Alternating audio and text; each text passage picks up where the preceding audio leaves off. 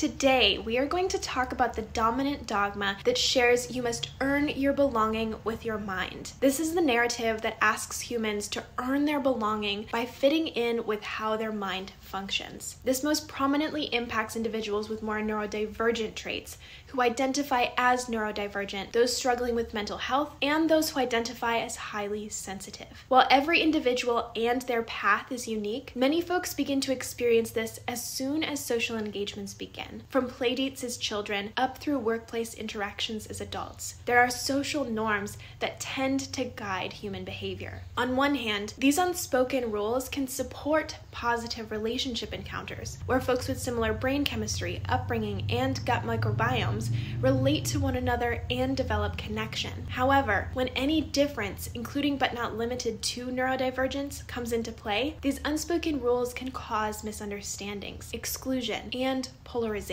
To try and mitigate the problem of difference in brain chemistry, neurotypical folks tend to ask folks who function differently from them, whether they identify as neurodivergent or not, to try to fit in and mask their difference, i.e. our dominant dogma. If you want to belong in this family, social group, or workplace, you must earn your belonging by forcing your brain to function the same way dominant cultures does. Not only is this dominant narrative incredibly harmful to one's understanding of their innate worthiness and wholeness, masking as a coping mechanism has been said to cause burnout, anxiety, depression, and loss of personal identity. The freedom on the other side. You are worthy of being your uniquely human self. While you may find yourself in situations where it's unsafe to show your whole self, you are so worthy of finding safe spaces and unveiling your difference in all of its glory. In fact, the biodiversity that each one of us brings to the table